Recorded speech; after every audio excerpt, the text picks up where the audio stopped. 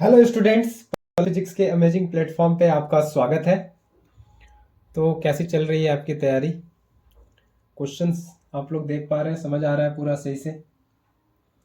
तो आगे हम फिर से कुछ और क्वेश्चंस को लेके कुछ और क्वेश्चंस के बारे में बात करेंगे।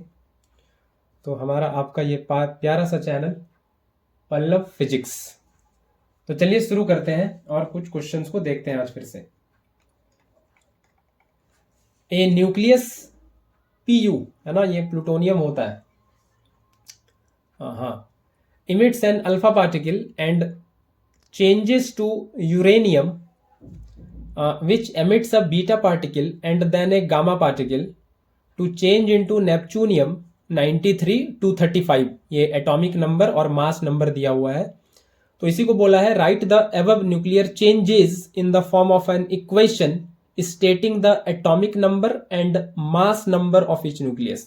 तो पहले आपको ये बता दूं कि जनरली हम लोग जब किसी एलिमेंट को लिखते हैं, ये एक्स कोई आप एलिमेंट समझे तो जनरली ऊपर नीचे कहीं भी लिख सकते हैं, लेकिन जनरली ये तरीका होता है, फॉर्मेट होता है एटॉमिक नंबर नीचे लिखने का, है ना। मतलब ये दाएं बाएं ऊपर नीचे लिखा जाता है, लेकिन जो तरीका है, सही तरीका, वो एटॉमिक नंबर नीचे लिखते हैं। यहाँ पे लिखते हैं Z, Z is the atomic number, और ऊपर मास नंबर। ये यहाँ भी हो सकता है, यहाँ भी या यहाँ भी, कहीं भी आप लिख सकते हैं। यहाँ पे इधर लिखा हो तो इधर लिख लेते हैं, ये होता है एटॉमिक मास नंबर ए, है ना। तो ये कंफ्यूजन होता है, ए से एटॉमिक नंबर नहीं समझना है, ए से मास नंबर। जेड है एटॉमिक नंबर, जेड क्या है? जेड है एटॉमिक नंबर, है ना। और ए क्या है? ये है मास नंबर, ठीक है, ये है मास नंबर। तो ये जनरल तरीका होता है लिखने का, ए है मास नंबर, ए है एटॉमिक, जेड है एटॉमिक नंबर। तो एटॉमिक नंबर क्या होता है? ये बराबर होता है नंबर ऑफ इलेक्ट्रॉन या नंबर ऑफ प्रोटॉन के फॉर अ न्यूट्रल एटम, है ना। अगर कोई न्यूट्रल है, कोई चार्ज नहीं है, तो उसके लिए फिर ये कहानी, number of electron, number of proton for neutral species. Neutral species, neutral के लिए नंबर ऑफ इलेक्ट्रॉन या नंबर ऑफ प्रोटॉन के बराबर होता है। और मास नंबर क्या होता है?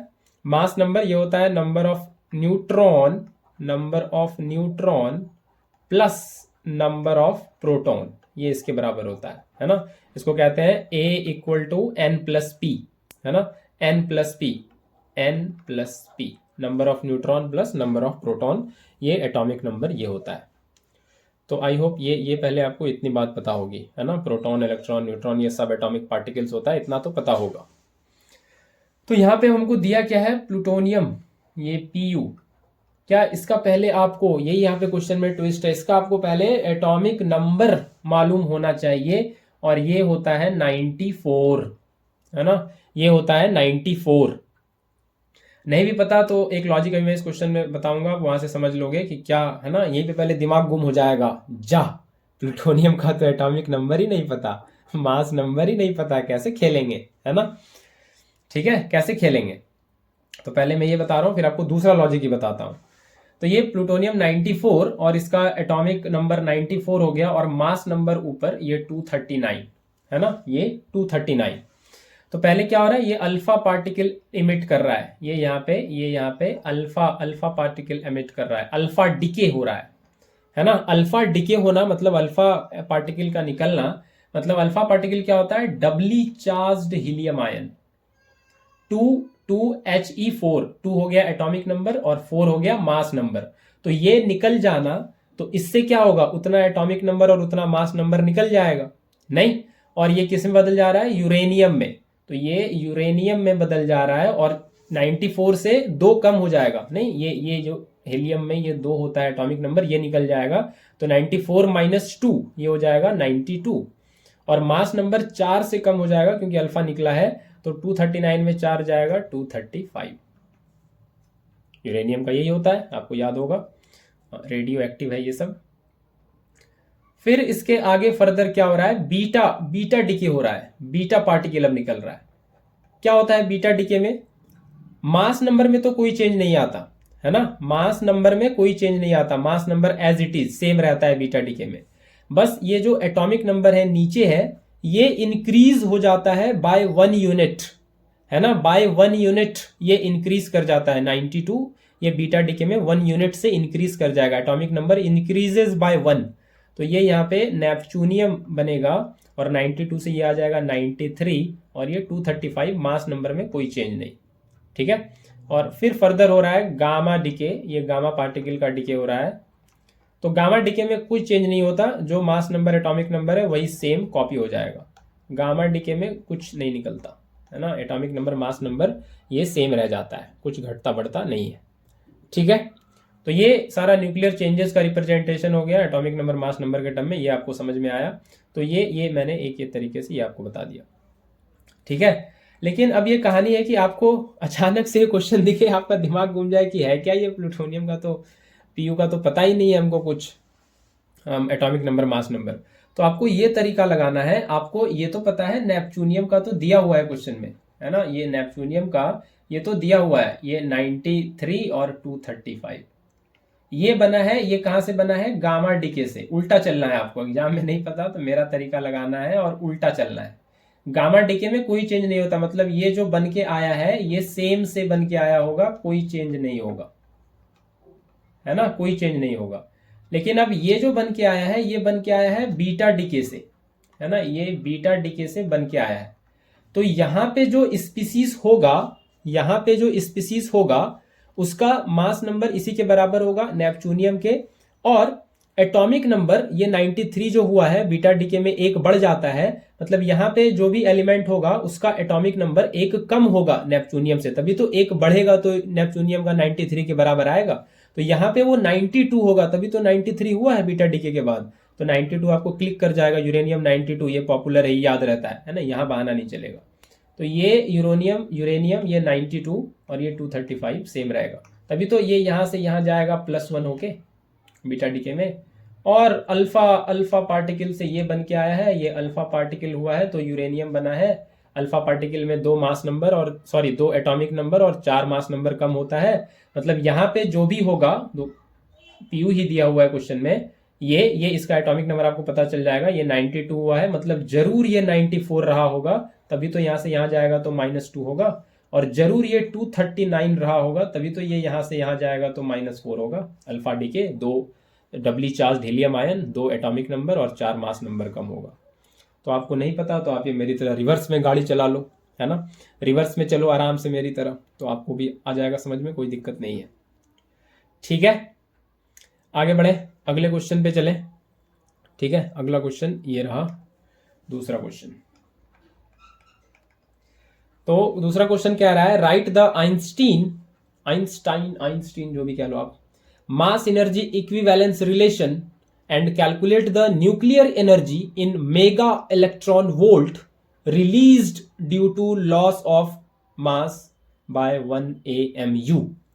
तो आइंस्टीन मास एनर्जी इक्विवेलेंस काफी popular, E equal to delta M C square, E equal to delta M C square, ये होता है आइंस्टीन का मास एनर्जी इक्विवेलेंस, है ना। C क्या होता है? C होता है लाइट का स्पीड, C होता है लाइट का स्पीड, डेल्टा एम होता है लॉस इन मास, यही तो आइंस्टीन सर बता के गए, है ना, कोई सोच भी नहीं सकता ऐसा कुछ बता के गए कि मास को भी एनर्जी में कन्वर्ट किया जा सकता है, मास can be converted into energy, जो मास का लॉस हुआ इसको एनर्जी में कन्वर्ट किया जा सकता है, वही तो ये रिलेशन बताता है, E equal to delta M C square, E equal to delta M C square, और E क्या है? एनर्जी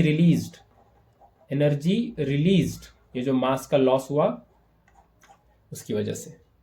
तो E equal to delta M C square, यही है मास एनर्जी इक्विवेलेंस रिलेशन, है ना, मास एनर्जी इक्विवेलेंस रिलेशन यही है।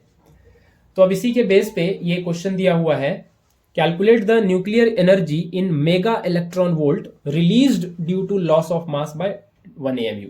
तो डेल्टा एम हमको दे रखा है कितना? 1 AMU, 1 एटॉमिक मास यूनिट, ये कितना होता है? ये होता है 1.65 लगभग इंटू 10 पे पावर -27 kg। तो ये पहले एटॉमिक मास यूनिट, ये पहले आपको पता होना चाहिए, है ना, एटॉमिक मास यूनिट ये पहले आपको कंफर्म से पता होना चाहिए कि इसका वैल्यू इतना होता है ना, ये आपको याद रखना होगा, ये आपने काफी बार पढ़ा भी होगा केमिस्ट्री में भी, नहीं, और फिजिक्स में भी। तो ये डेल्टा एम हो गया, और C तो पता है ही 3 × 10 पे पावर 8 मीटर पर सेकेंड, है ना। तो बस न्यूक्लियर एनर्जी रिलीज्ड, वही न्यूक्लियर एनर्जी है वो निकाल लेना है, डेल्टा एम सी स्क्वायर। तो ये हो जाएगा 1.655 इंटू 10 पे पावर -27 इंटू 3 इंटू 10 पे पावर 8 का स्क्वायर। तो ये आ जाएगा एनर्जी, किस में आएगा, ये आएगा किस में, जूल में आएगा, है ना, ये जूल में आएगा। लेकिन हमको बोला है मेगा इलेक्ट्रॉन वोल्ट में, तो मेगा पे बाद में आएंगे, पहले इलेक्ट्रॉन वोल्ट कर लेते हैं, है ना, पहले क्या कर लेते हैं, इलेक्ट्रॉन वोल्ट। तो ये जो आया अभी 1 पॉइंट, इसको कैलकुलेट करने में टाइम वेस्ट नहीं करेंगे, और 3 इंटू 10 पे पावर 8 का स्क्वायर, इलेक्ट्रॉन वोल्ट करना है तो क्या करना होगा, इसको डिवाइड करना होगा 1.6 इंटू 10 पे पावर -19 से, ये बन गया इलेक्ट्रॉन वोल्ट, है ना, ये बन गया इलेक्ट्रॉन वोल्ट। ये आपको डिवाइड करना पड़ेगा 1.6 इंटू 10 पे पावर -19 से, तो जूल से इलेक्ट्रॉन वोल्ट बन जाता है, ये कन्वर्जन आपको आना चाहिए। ये इलेक्ट्रॉन वोल्ट यहाँ पे ये बन जाने वाला है, और ये सॉल्व करके आता है 931 इंटू 10 पे पावर 6 इलेक्ट्रॉन वोल्ट, है ना। और एक ये मेगा वाली बात जो है, ये मेगा का वैल्यू जो भी होता है, ये न्यूमेरिकल इक्वल होता है 10 पे पावर 6 के, और हमको मेगा इलेक्ट्रॉन वोल्ट में ही करना है। तो हमको दिख तो गया, ये पूरा ये है क्या, ये मेगा इलेक्ट्रॉन वोल्ट ही तो है, 10 पे पावर 6 इलेक्ट्रॉन वोल्ट, ये मेगा इलेक्ट्रॉन वोल्ट ही तो है। तो ये हो गया 931 मेगा इलेक्ट्रॉन वोल्ट, ये पूरा। तो 1 mega electron volt equal to 10 पे पावर 6 इलेक्ट्रॉन वोल्ट। तो मेगा क्वांटिटी का मतलब न्यूमेरिकली होता है 10 पे पावर 6, इसको बोलते हैं मेगा। जैसे आप किलो को 10 पे पावर 3 बोलते हो, है ना, उसी तरह से मेगा को 10 पे पावर 6 बोलते हैं। तो वो यहां से ऐसे सॉल्व करके आता है 931 मेगा इलेक्ट्रॉन वोल्ट। ठीक है, आई होप ये आपको समझ में आया है सही से। ठीक है, आगे बढ़ते हैं और अगले क्वेश्चन पे चलते हैं। अगला क्वेश्चन ये रहा आपके कंप्यूटर स्क्रीन के सामने, क्वेश्चन नंबर 3। बिल्कुल, define the term specific resistance and state it's SI unit. क्या होता है स्पेसिफिक रेजिस्टेंस?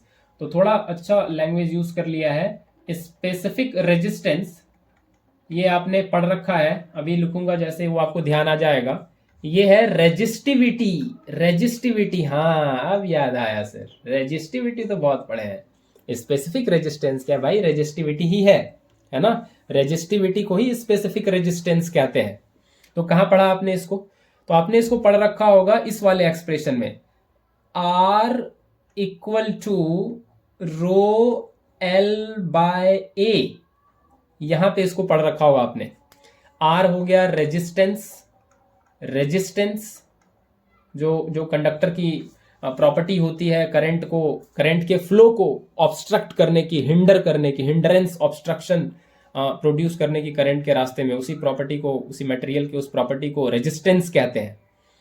और L क्या है, उस कंडक्टर का लेंथ है, लेंथ ऑफ कंडक्टर, है ना, लेंथ ऑफ कंडक्टर या लेंथ ऑफ मटेरियल जो भी है ना, मटेरियल का ही लेंथ कह लें। और A क्या है, क्रॉस सेक्शन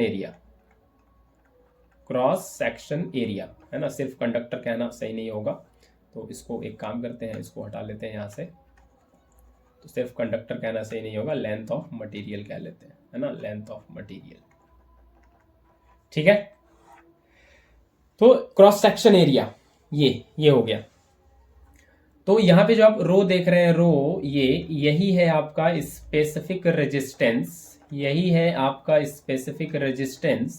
या इसी को आप कह लें रेजिस्टिविटी, इसी को आप कह सकते हो रेजिस्टिविटी, यही है रेजिस्टिविटी। तो क्या होगा रेजिस्टिविटी, कैसे इसको डिफाइन करेंगे? तो इसको पहले इसी फॉर्मूले से निकाल लेते हैं। तो रो हम लोग लिख सकते हैं यहां से R into A by L, है ना, R into A by L, ये क्रॉस मल्टीप्लीकेशन से आ गया। तो यहां से हमको दिख रहा है कि रेजिस्टेंस ही है इफ क्रॉस सेक्शन एरिया अगर उस कंडक्टर का, उस वायर का 1 मीटर स्क्वायर हो जाए और लेंथ उस कंडक्टर का, उस वायर का 1 मीटर हो जाए। तो रेजिस्टिविटी क्या है, रेजिस्टेंस के बराबर ही तो है ना भाई। रेजिस्टिविटी क्या है और रेजिस्टेंस क्या है? रेजिस्टेंस हो गया रोकना, है ना, करंट के फ्लो को रोकना। रेजिस्टिविटी क्या है? वो कौन रोक सकता है है ना, कौन रोक सकता है? जो जो रोक सकता है वो रोकेगा भी, है ना, जो रोक सकता है वो रोकेगा भी, है ना। तो रेजिस्टिविटी रेजिस्टेंस ही है। जो खा सकता है वो खाएगा भी, नहीं, जो पढ़ सकता है वो पढ़ेगा भी। तो वही रेजिस्टिविटी है। रेजिस्टिविटी मटेरियल की प्रॉपर्टी है ना, एक वैल्यू होता है, एक वैल्यू असाइन होता है हर एक मटेरियल को, जो ये बताता है कि ये कितना अच्छा रेजिस्टेंस ऑफर करेगा किसी करंट के फ्लो को, है ना। तो रेजिस्टिविटी हम लोग यहां से ऐसे डिफाइन कर सकते हैं कि ये जो स्पेसिफिक रेजिस्टेंस है या रेजिस्टिविटी है, ये basically equal to resistance offered by a conductor, resistance offered by a conductor having length 1 meter and cross section 1 meter square। आपको क्रॉस सेक्शन समझ में आता है?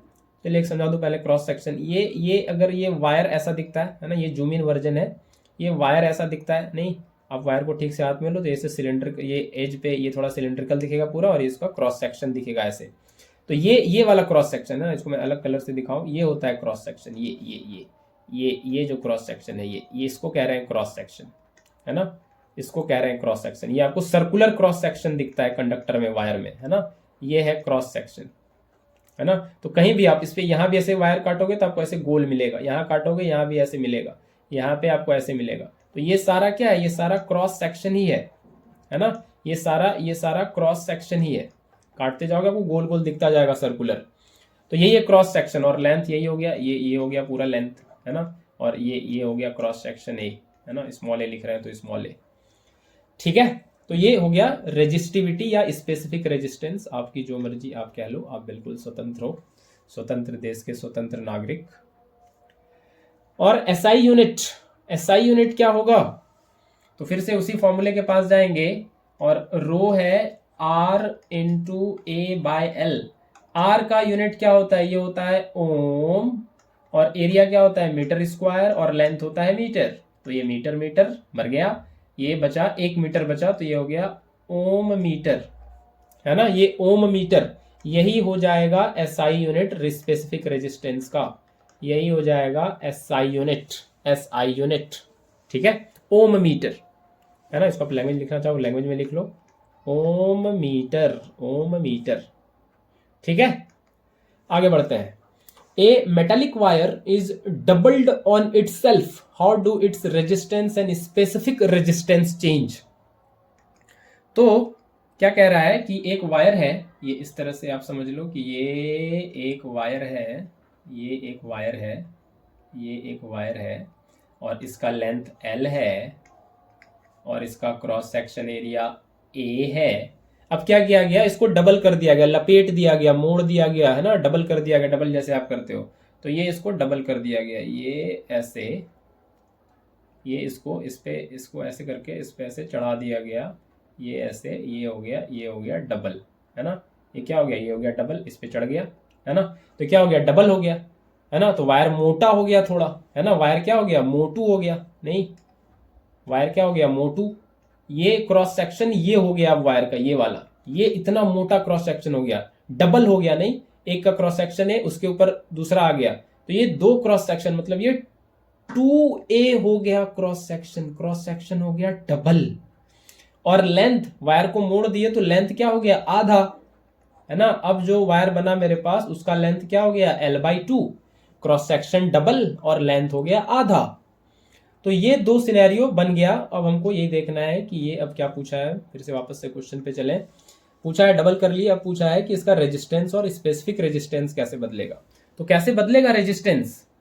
तो पहले रेजिस्टेंस क्या था? तो पहले था R equal to row L/A, ये था पहले केस में।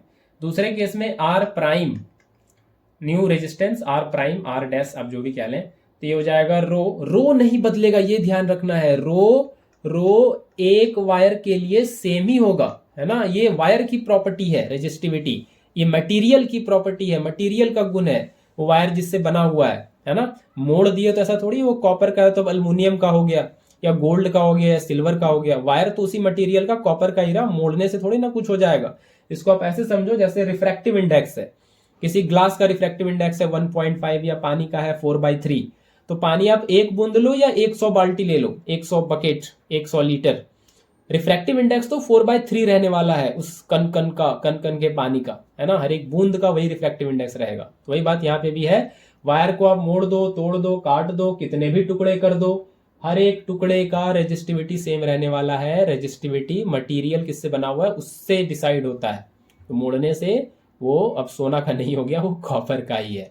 तो एक वायर के लिए सेम रहेगा हमेशा, सेम रहेगा हमेशा, ठीक है। तो ये सेम रहेगा, तो रो को रो ही लिख रहे हैं, है ना, यहाँ कुछ चेंज नहीं आया। एल हो गया है L/2 और ए हो गया है 2A। तो क्या हो जाएगा रेजिस्टेंस, इसको डिवाइड करें उसी से पता चलता है।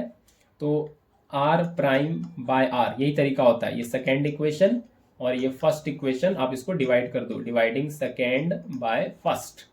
तो जब आप इसको आप डिवाइड करोगे तो ये आ जाएगा इधर से रो L/2 और ये 2A और ये डिवाइड रो L/A।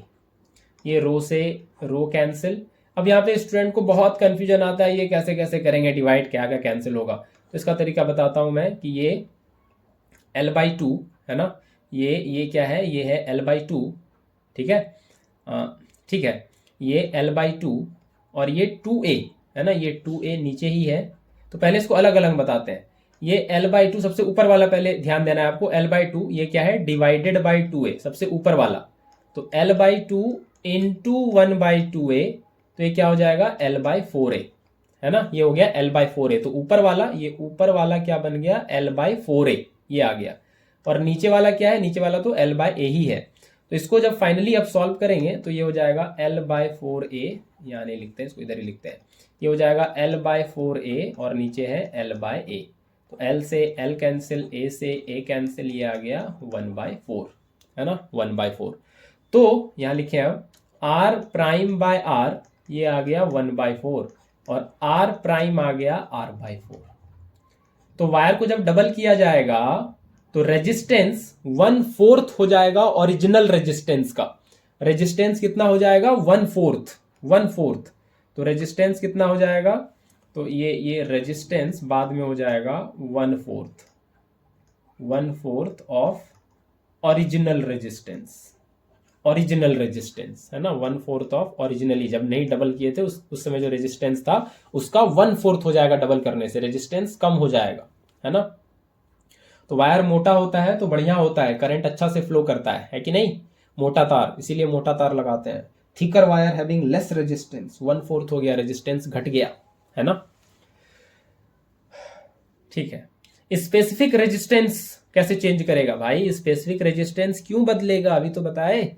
स्पेसिफिक रेजिस्टेंस मोड़ने से थोड़ी ना बदल जाएगा, वो तो मटेरियल पे डिपेंड करता है किससे बना हुआ है। मोड़ने से, कॉपर से वो सोना नहीं हो गया।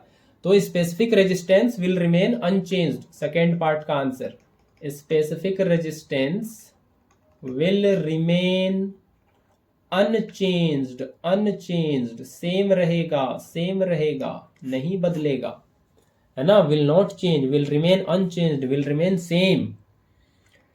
तो चलिए ये क्वेश्चन भी कर लिए हम लोग सक्सेसफुली। आगे चलते हैं और अगले क्वेश्चन पे बात करते हैं। ये रहा अगला क्वेश्चन आपके कंप्यूटर स्क्रीन के सामने, बिना किसी पैसे के लिए, है ही नहीं मेरे पास, कहाँ से दूं बताइए।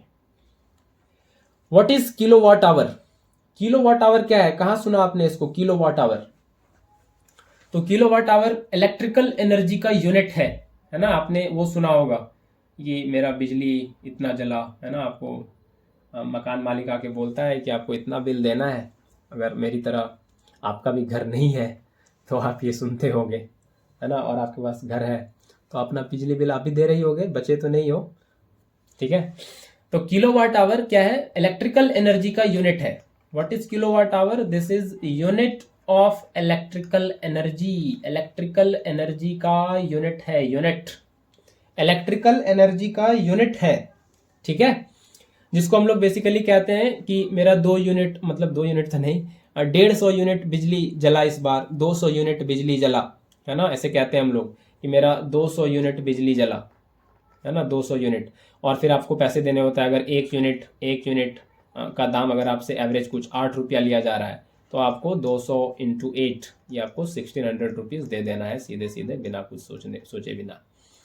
तो यही जो आप यूनिट बोलते हो, ये बेसिकली यूनिट क्या है, ये है किलो वाट आवर, है ना, किलो वाट आवर।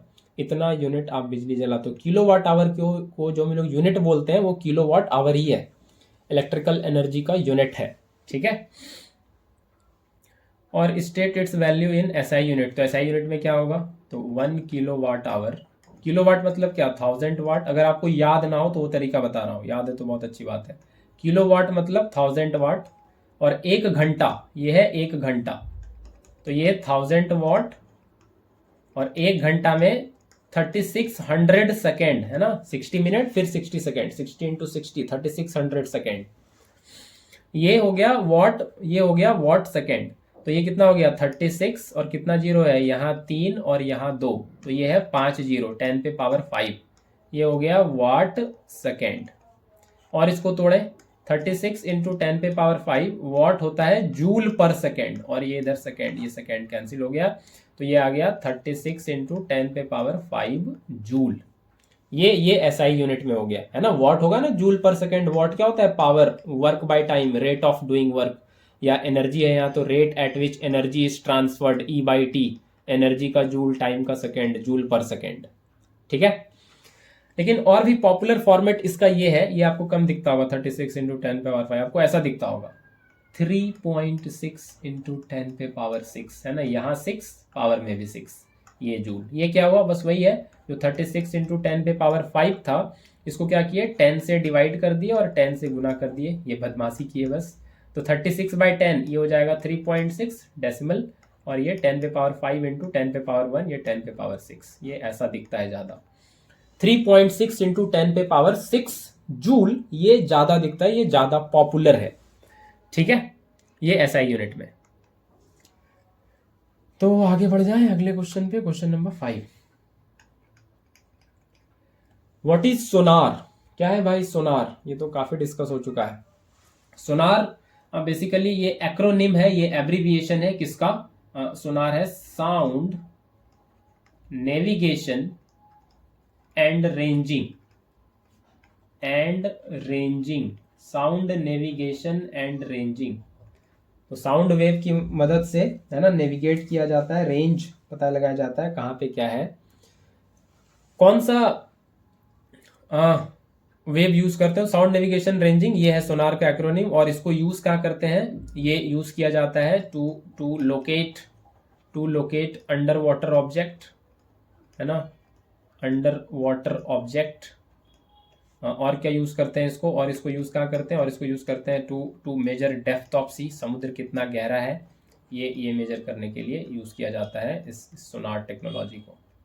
ठीक है, कौन सा वेव यूज करते हैं, तो इसमें अल्ट्रासोनिक वेव यूज किया जाता है ना। कौन सा यूज करते हैं, अल्ट्रासोनिक वेव।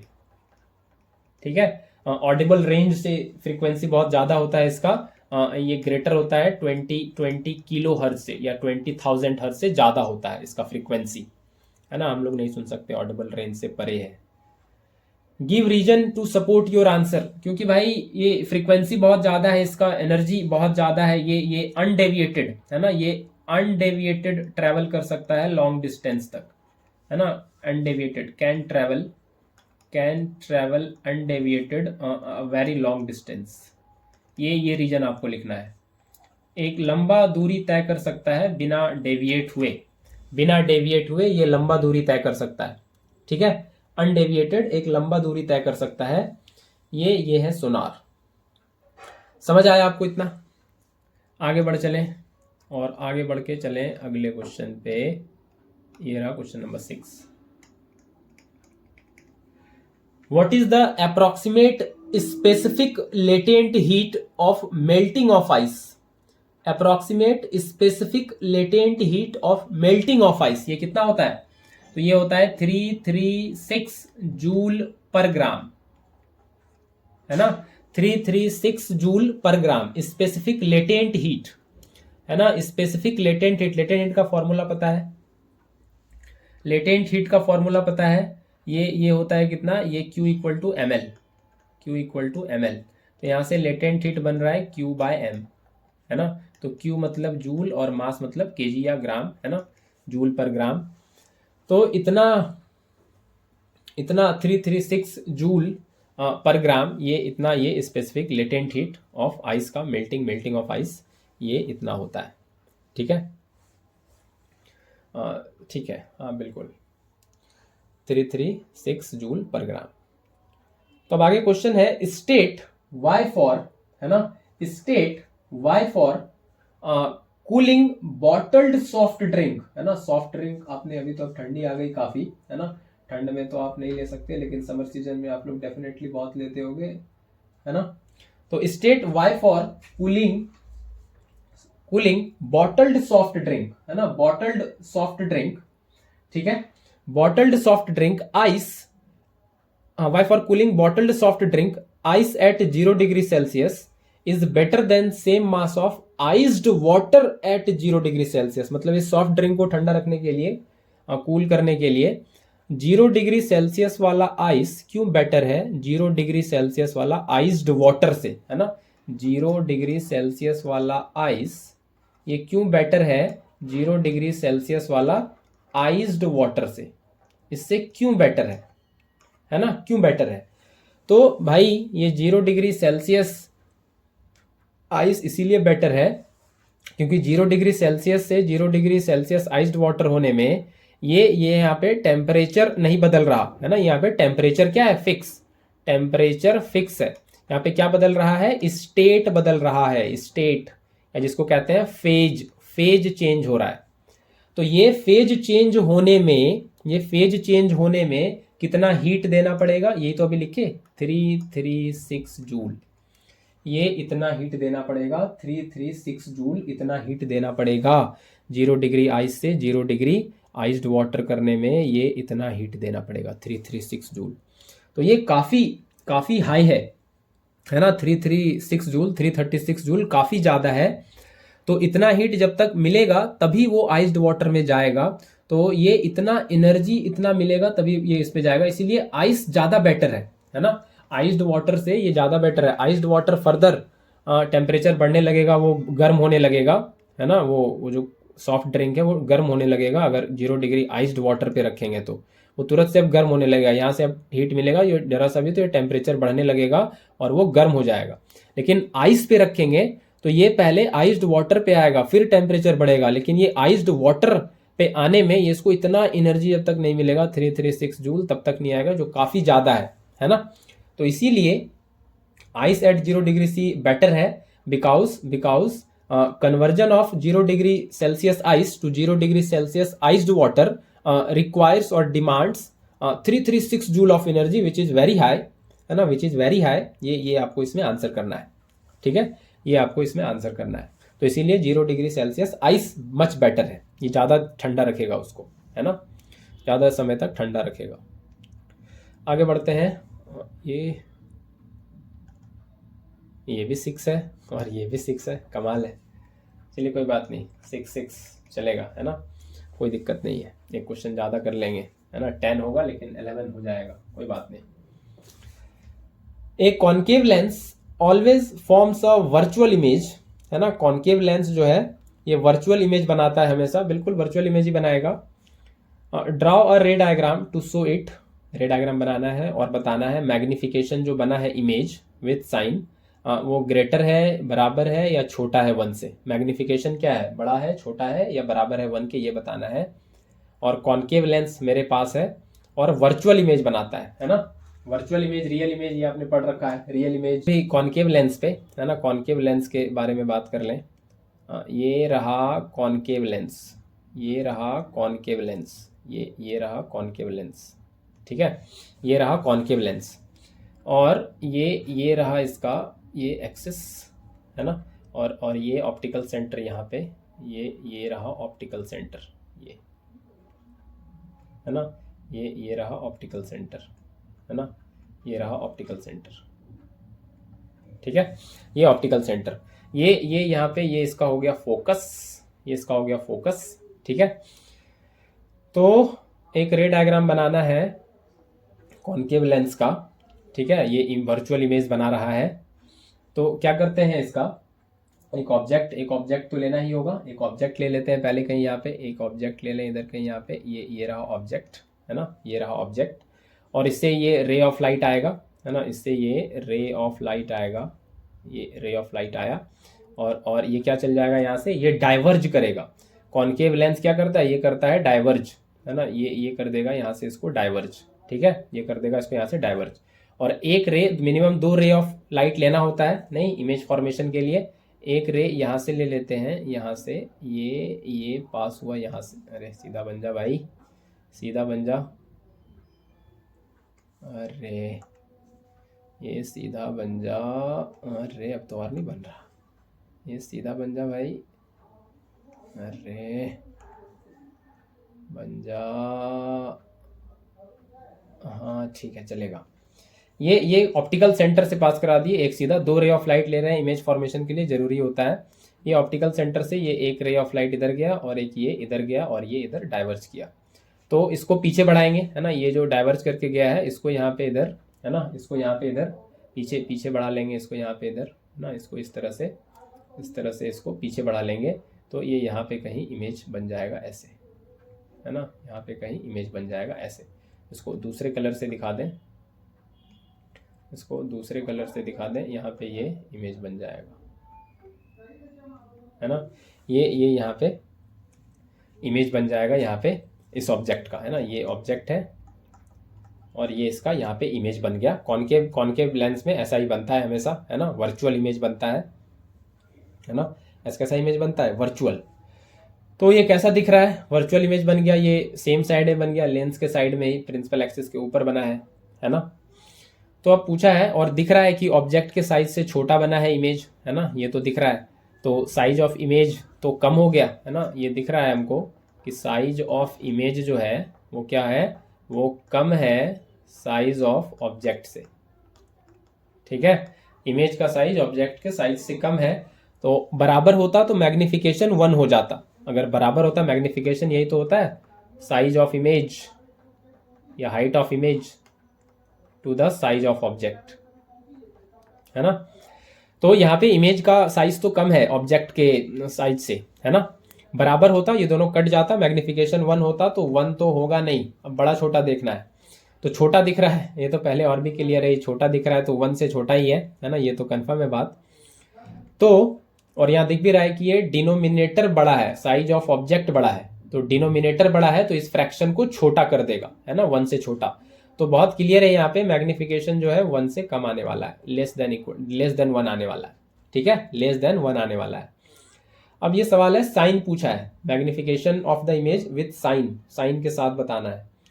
तो साइन के साथ बात करें तो लेंस के केस में मैग्निफिकेशन होता है image distance by object distance, ठीक है। इमेज किधर बना है, इसी साइड, लेफ्ट साइड में, है ना, इसी साइड में, सेम साइड में। तो इधर ऑप्टिकल सेंटर से इधर लेफ्ट वाले को लिखते हैं साइन कन्वेंशन -v, और ऑब्जेक्ट भी इधर ही है, ये -u। तो ये कट गया, तो ये v/u ही आ रहा है ना। तो साइन तो पॉजिटिव ही रहने वाला है, साइन क्या रहेगा, साइन तो रहेगा पॉजिटिव ही।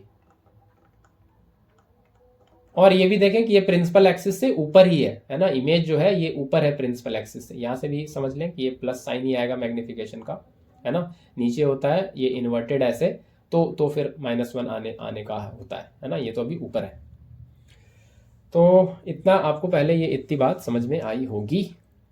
आगे चलते हैं, देखें कुछ और क्वेश्चन ले पाते हैं क्या आज हम लोग। ये क्वेश्चन नंबर 7, हाँ इसको ले सकते हैं। क्वेश्चन नंबर 8 है बेसिकली ये तो, लेकिन ठीक है, समझ रहे हैं आप लोग, इतनी बात भावनाओं को समझे। The figure alongside shows an axle AB pivoted at a point, है ना। ये पाइवटेड मतलब समझ में आता है आपको पहले, पाइवटेड मतलब फिक्स, है ना। जैसे हम लोग का दरवाजा फिक्स रहता है वहां एक्सिस पे, जो एक्सिस ऑफ रोटेशन है वहां पे फिक्स रहता है, उसी के अबाउट हम लोग दरवाजे को इधर हैंडल पकड़ के घुमाते हैं, खोलते लगाते हैं, है ना, जो हिंज होता है, जो कब्जा कहते हैं हिंदी में।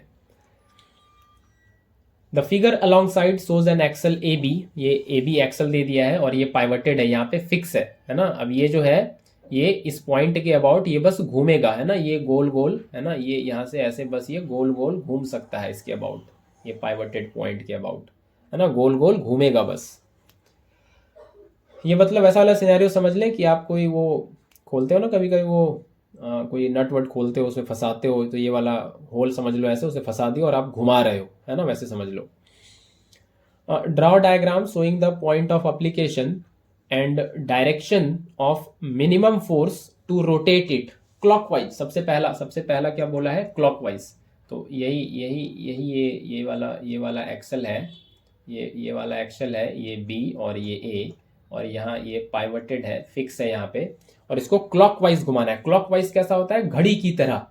क्लॉकवाइज मतलब क्या, घड़ी की तरह, ऐसे, है ना, ऐसे घड़ी घूमती है क्लॉकवाइज, 1 बजा 2 बजा 3 बजा 4 बजा ऐसे चलता है घड़ी की तरह। क्लॉकवाइज मतलब घड़ी की तरह। तो इसको हमको ऐसे घुमाना है, ऐसे, तभी ना घड़ी की तरह होगा। तो फोर्स कहां लगाएंगे, पॉइंट ऑफ एप्लीकेशन मेरा कहां होगा, यहां पे, यहां पे, यहीं पे तो होगा मेरा पॉइंट ऑफ एप्लीकेशन, है ना। ये मेरा क्या होगा, ये हुआ पॉइंट ऑफ एप्लीकेशन। और क्लॉकवाइज घुमाना है तो डायरेक्शन किधर देंगे, डायरेक्शन इसको ऐसे देना होगा, ये हो गया डायरेक्शन, तभी तो ये क्लॉकवाइज सेंस लेगा, घड़ी की तरह लेगा। दूसरा है एंटी क्लॉकवाइज, घड़ी के विपरीत, घड़ी के विपरीत, घड़ी के अपोजिट डायरेक्शन में, एंटी क्लॉकवाइज। तो ये यहाँ पाइवटेड है और ये है ए, ये है बी, ये एंटी क्लॉकवाइज, तो घड़ी के विपरीत दिशा में, मतलब ये इधर उल्टा चलना है घड़ी के, ये उल्टा, ये हो गया घड़ी के विपरीत दिशा में, अपोजिट, है ना, एंटी क्लॉकवाइज का ये मतलब है घड़ी से उल्टा। तो यहाँ पे ऐसे चलेंगे तो क्या हो जाएगा कहानी, यहाँ पे एंटी क्लॉकवाइज में ऐसा कहानी होगा, तो हमको इसको इधर घुमाना है ना, ये डायरेक्शन ऐसे देना है इधर, तो हमको यहाँ फोर्स लगाना पड़ेगा इस तरह से, यहाँ पे ये होगा मेरा पॉइंट ऑफ एप्लीकेशन, ये होगा मेरा पॉइंट ऑफ एप्लीकेशन, और ये होगा मेरा डायरेक्शन, है ना, ये जो इधर घूमेगा ऐसे, तो ये हो जाएगा एंटी क्लॉकवाइज। ठीक है, ये हो जाएगा एंटी क्लॉकवाइज। ठीक है, तो और क्वेश्चन ले सकते हैं क्या, और क्वेश्चन ले सकते हैं क्या, तो आज इतना रखते हैं, है ना। और क्वेश्चन है भी वैसे तो लेंगे फिर अभी, और भी सेशंस लेंगे अभी, छोड़ेंगे कुछ भी नहीं। तो सारा क्वेश्चन मिलते रहेगा आपको, धीरे धीरे आप देखते रहिए, समझते रहिए, सीखते रहिए। मिलते हैं फिर अगले लेक्चर में। Till then take care, bye bye.